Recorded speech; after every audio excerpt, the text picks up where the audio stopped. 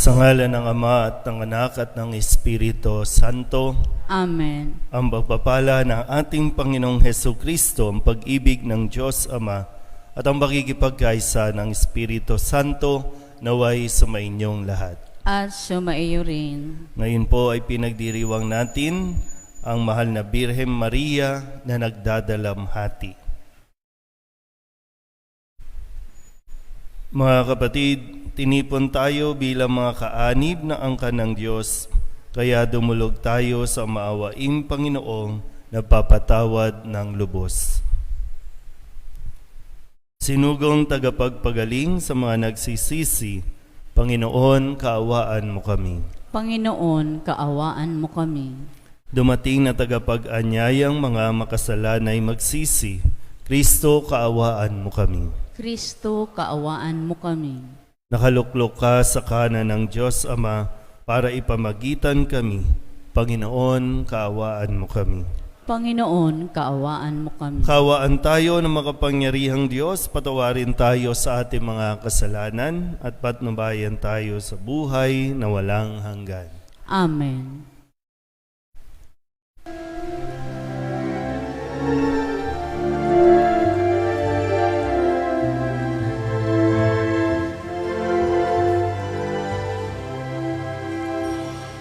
Walhati sa Diyos ang kaitaasan, halupok sa lupa ay kapayapaan. Pinupuri ka, ibinagdana, sinasamba ka namin sa dakila mong kalwalhatian. Panginoon namin Diyos sa linangin, Amang makapangyarihan, Panginoong Jesucristo, anak ng Diyos, Kordero ng Ama. Ikaw na nag-aalis ng mga kasalanan ng sanlibutan. Tanggapin mo ang aming kahilingan. Ikaw na nanununglog sa kanan ng Ama. Maawa ka sa amin. Lamang ang banal, Panginoon Jesucristo, kasama ng Espiritu, sa pagkakin ng Ama.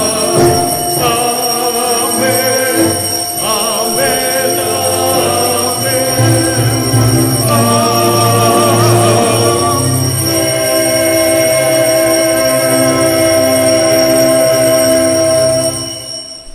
Manalangin tayo. Ama naming makapangyarihan, niloob mong ang mahal na inang si Maria ay tumayong nakikipagtiis sa iyong anak na itinampok sa krus. Ipagkaloob mong ang iyong sambayanang kasalo sa pagpapakasakit ni Kristo kaysa ng ina niya ay marapating makapagdiwang sa piging ng muling pagkabuhay sa pamamagitan ni Jesucristo kasama ng Espiritu Santo magpasawalang hanggan. Amen. Magsiupo po ang lahat.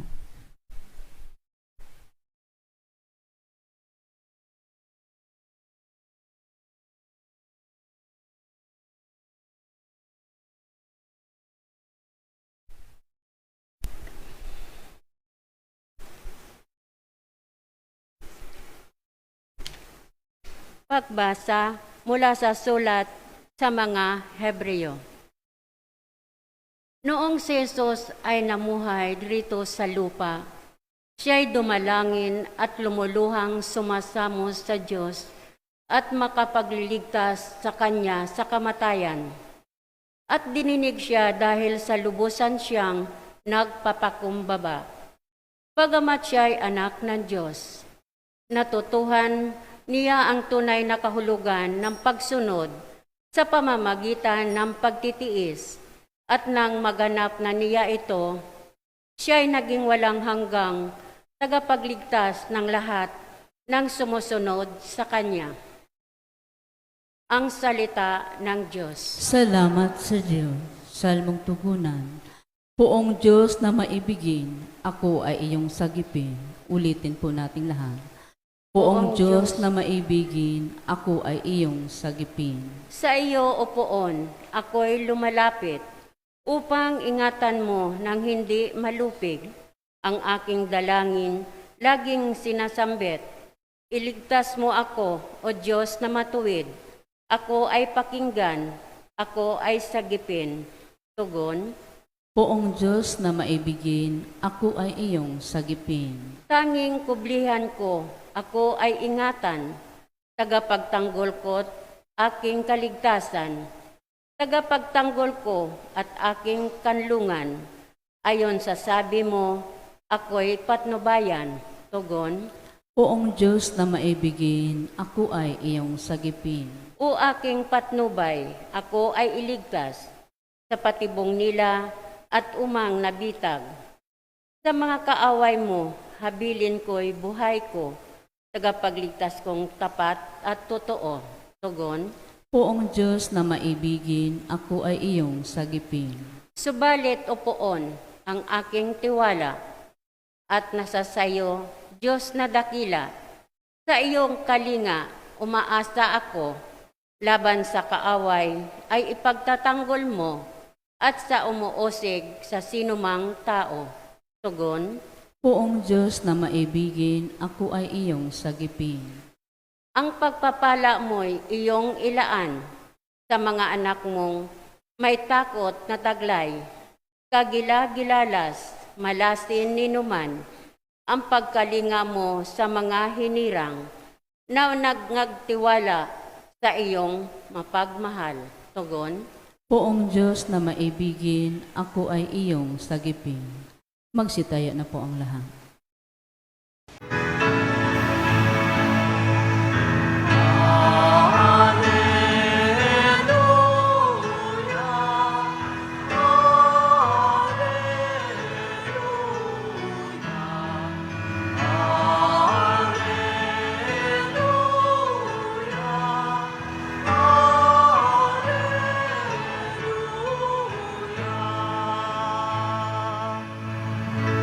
Sa daigdig ay laganap, liwanag na sumisikat, salitang buhay ng lahat.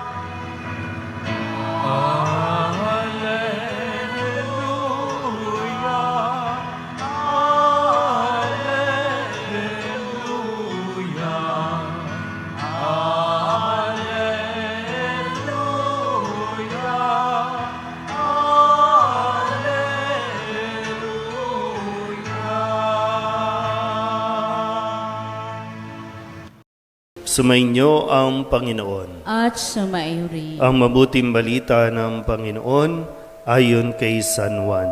Papuri sa iyo, Panginoon. Noong panahong iyon, nakatayo sa tabi ng krus ni Jesus ang kanyang ina at ang kapatid na babae nitong si Maria na asawa ni Cleopas. Naroon din si Maria Magdalena. Nang makita ni Jesus ang kanyang ina at ang minamahal niyang alagad sa tabi nito, kanyang sinabi, Ginang, narito ang iyong anak. At sinabi sa alagad, narito ang iyong ina. Mula noon, siya'y pinatira ng alagad na ito sa kanyang bahay. Ang mabuting balita ng Panginoon. Pinupuri ka namin, Panginoong Hesukristo. Magsiupo na po ang lahat. Isang magandang araw po sa inyong lahat. Ngayon po ay pinagdiriwang natin ang kapistahan ni Maria na nagdadalamhati. Ito yung pagkakataon o isa sa mga pagkakataon na talagang labis na pagdadalamhati ang kanyang nararamdaman sa mga panahong ito. Nawa po sa tagpong ito, si Maria ay nakikidalamhati sa kalagayan ng kanyang anak. Kung ano yung sakit na nararamdaman ni Jesus habang siya ay nandoon nakapako sa krus, nararamdaman ni Maria. Kung ano yung paghihirap ni Jesus, nararamdaman din yung paghihirap ni Maria. Pero yung bang punto na may mga pagkakataon na wala siyang, ang isang ina, no? Wala siyang magagawa. At wala siyang ibang dapat gawin, kundi ang makidalamhati. Kasi nga may kanya-kanyang misyon, may kanya-kanya, naniniwala siya na dapat tapusin ni Jesus ang misyon niya. Hindi niya pwedeng hadlangan, hindi niya pwedeng akuin, no? Na minsan, 'di ba, mga nanay, pwede bang ako na lang. Ako na lang ang magutom, ako na lang masaktan, ako na lang, no? Ganun ang isang ina eh. Pero dito ipinapaunawa na hindi mo kinakailangan nakuin. Kasi sa tutuusin, sa umpisa pa lang, merong sariling misyon na ibinigay ang Diyos kay Maria. At nagampanan niya ni Maria. Ngayon, kailangan matapos ni Jesus, kailangan niyang gawin ang kanyang misyon. At kailangan lang, no, ang kailangan lang ay ang pakikibahagi o pakikiramay o pakikidalamhati ng isang ina. Sapat na yon para kay Jesus. Biruin mo, 'di ba? Hirap na hirap, no? Isipin niyo, yan ang itsura, no? Nakapako sa krus. Pero habang nandiyan, ang iniisip pa rin niya ay hindi lang kapakanan ng kanyang ina.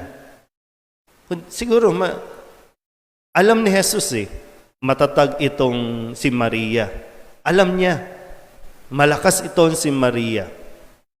Kaya nga, hindi lang si Maria ang ibinilin. Ang ibinilin ay ang alagad. Ina, ikaw nang bahala dyan. Diba? Ano na? Anong gagawin natin? Kadalasan, mahal na ina, himala naman, himala. Baka pwedeng yung paanyaya, tanggapin natin. Kung may sakit ka, di may sakit. Yan ay isang pakikibahagi natin, no, sa paghihirap ni Jesus. Kung wala kang pera, di walang pera. May problema, di may problema. Matatapos din naman yan. Pero yung kung lagi tayong parang himala, no? Ang paanyaya, makibahagi. Kung may sakit ang anak mo, di umiyak ka. Makihapis ka. Mahirap yung gusto nating kontrolin ang lahat ng bagay. Na pag gusto mo, yun ang mangyari. Si Maria, bagamat ina ng Diyos, nakaranas ng matinding hapis, ng pagluha. Pero hindi niya sinaklawan kung ano ang gusto ng Diyos. Dahil yan ang kanyang intensyon para sa kaligtasan natin, para sa ikaliligtas ng lahat. Para bang, di ba pag tinignan, pwedeng abang si Maria nasa baba, no? Ano ka ba naman? Pinabayaan mo ang anak ko. Kala ko ba Diyos ka? Kala ko ba magaling ka? Pero hindi yun. Hindi yun ang narinig natin kay Maria, kundi tahimik lang. Nananahimik. Kaya nga, di ba, solitude. Nananahimik. Kasi wala namang magagawa yung pag-iingay, walang magagawa yung pagwawala.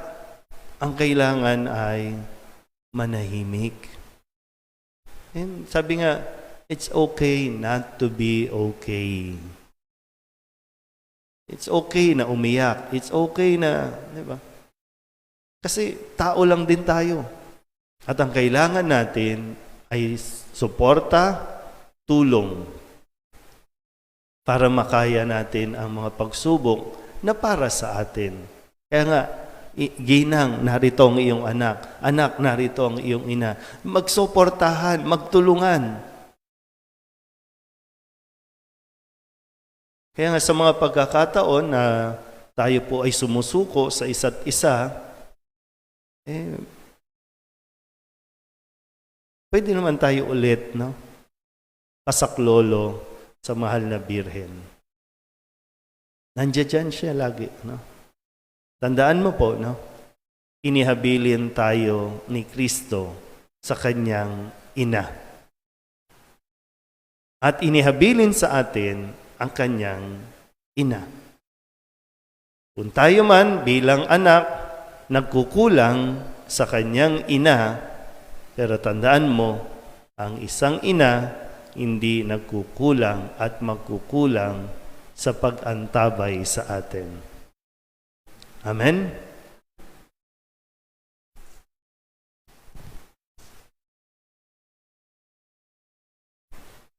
Kasama ni Maria na nakababatid kung ano ang kahulugan ng pagdurusa, manalangin tayo sa Diyos para sa mga taong may mabibigat na pinapasan habang sinasabi natin, panatilihin mo kaming tapat na tulad ni Maria, O Panginoon. Panatilihin mo kaming tapat na tulad ni Maria, O Panginoon.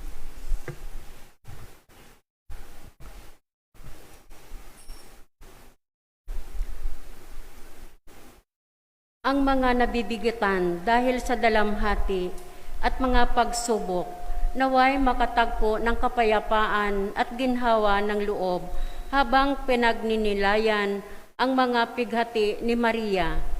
Manalangin tayo sa Panginoon. Panatilihin mo kaming tapat na tulad ni Maria, O Panginoon. At tinawan tanggapin ang mga pighati at pagdurusa sa buhay at makita ang presensya ng Diyos sa mga iyon. Manalangin tayo sa Panginoon. Panatilihin mo kaming tapat na tulad ni Maria, O Panginoon. Sa pamamagitan ng halimbawa ni Maria, tayo nawa maging matiisin sa pagdurusa at masigasig sa pagtupad ng mabubuting gawa. Manalangin tayo sa Panginoon. Panatilihin mo kaming tapat na tulad ni Maria, O Panginoon. Sa gitna ng mga kahirapan at pagsubok sa atin pang-araw-araw na buhay, matuklasan nawa natin ang tunay na kahulugan ng buhay Kristiyano. Manalangin tayo sa Panginoon. Panatilihin mo kaming tapat na tulad ni Maria, O Panginoon. Ang mga nagdurusa dahil sa karamdaman, naway makatagpo kay Maria ng tunay na kanlungan at aliw. Manalangin tayo sa Panginoon. Panatilihin mo kaming tapat na tulad ni Maria, O Panginoon. Idulog din natin sa Panginoon ang ating mga personal na kahilingan at mga panalangin para sa ating mga pamilya. Ganon din ang lahat ng mga panalangin na nanonood sa online at ang lahat ng mga misang pasasalamat, espesyal na intensyon at mga kaluluwa na hinihiling na ipagdasal sa misang ito.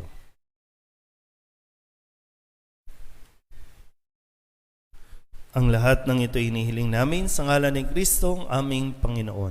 Amen. Magsiupo po ang lahat.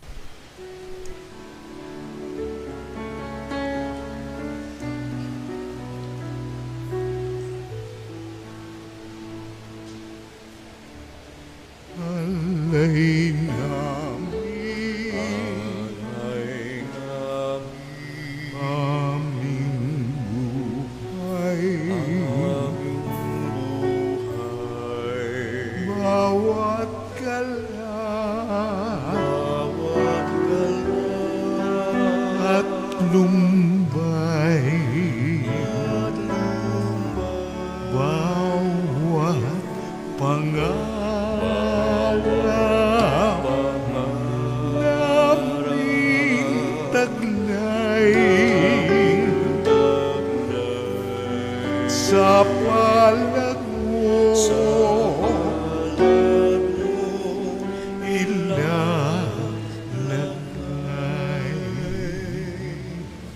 Manalangin kayo mga kapatid upang paghahain natin ay kalugdan ng Diyos Amang makapangyarihan. Tanggapin nawa ng Panginoon itong paghahain sa iyong mga kamay, sa kapurihan niya at karangalan sa ating kapakinabangan, at sa buong sambayanan niyang banal. Ama naming lumikha, tanggapin mo ang aming mga panalangin at mga alay para sambahin ang ngalan mo sa aming paghahain ngayong aming ginugunita ang birheng mahal na niloob mong maging ina naming maaasahan sa kanyang pagtayo sa paanan ng krus ni Jesus. Iniluluhog namin ito sa pamamagitan ni Jesucristo kasama ng Espiritu Santo magpasawalang hanggan. Amen. Sumainyo ang Panginoon. At sumaiyo rin. Itaas sa Diyos ang inyong puso at diwa. Itinaas na namin sa Panginoon. Pasalamatan natin ang Panginoong ating Diyos. Marapat na siya ay pasalamatan. Ama naming makapangyarihan, tunay ngang marapat na ikaw ay aming pasalamatan. Bukod mong pinagpalang maging ina ni Jesucristo, ang mahal na birheng nagpupuri at nagagalak sa iyo. Ikaw ang gumawa ng tanang dakilang bagay. Ikaw ang lumilingap sa lahat kailanman. Nilingap mo ang mahal na birhen bilang iyong abang alipin na iyong binigyan ng tungkuling kumalinga sa anak mong manunubos namin. Kaya kaysa ng mga anghel na nagsisiawin ng papuri sa iyo, nang walang humpay sa kalangitan, kami nagbubunyi sa iyong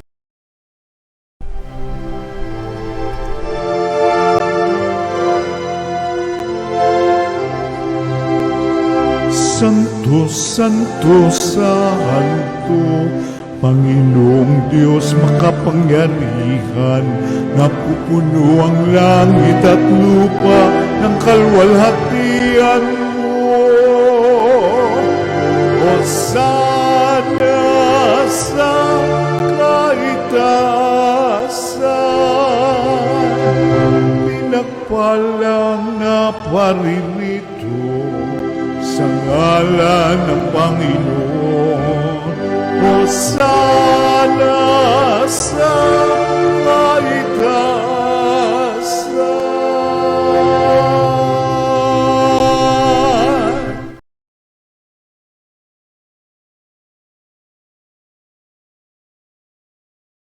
pamamagitan ng iyong Espiritu. Gawin mong banal ang kaloob na ito upang para sa aming maging katawan at dugo ng aming Panginoong Hesukristo. Bago niya pinigtis ang kusang loob na maging handog, inawakan niya ang tinapay, pinasalamatan kaniya, pinaghati-hati ni iyon, iniabot sa kanyang mga alagad at sinabi, "Tanggapin ninyong lahat ito at kanin, ito ang aking katawan na ihahandog para sa inyo."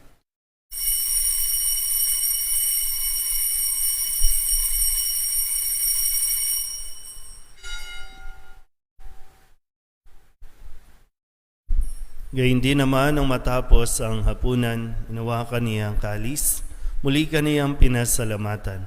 Inabot niya ang kalis sa kanyang mga alagad at sinabi, "Tanggapin ninyong lahat ito at inumin. Ito ang kalis ng aking dugo, ng bago at walang hanggang tipan. Ang aking dugo na ibubuhos para sa inyo at para sa lahat sa pagpapatawad ng mga kasalanan. Gawin ninyo ito sa pag-alaala sa akin."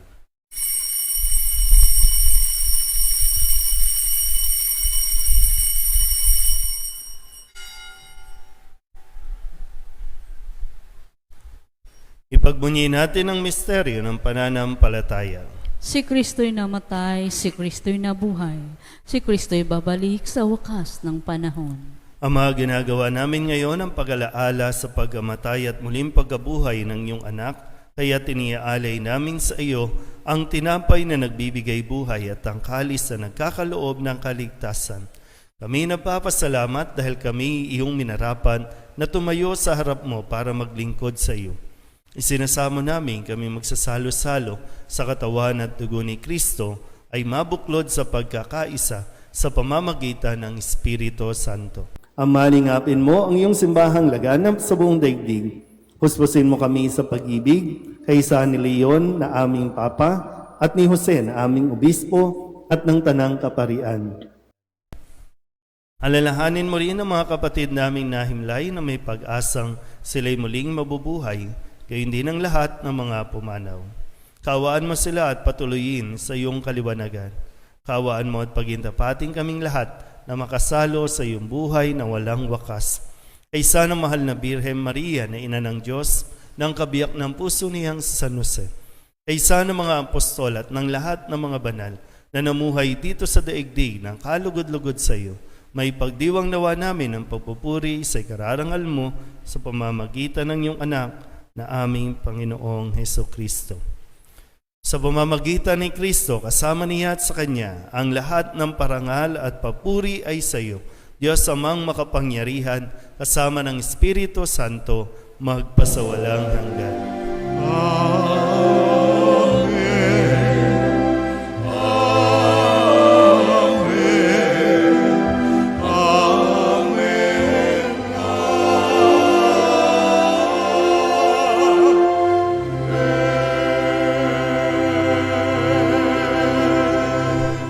Kung kababaang loob tayong tumawag sa ating Panginoon ng Ama namin.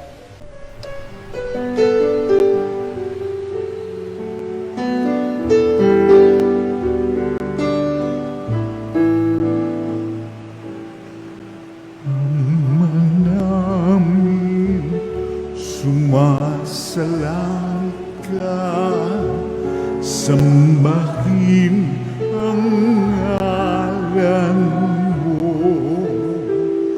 mapasa amin ang kaharian mo, sundin ang loob mo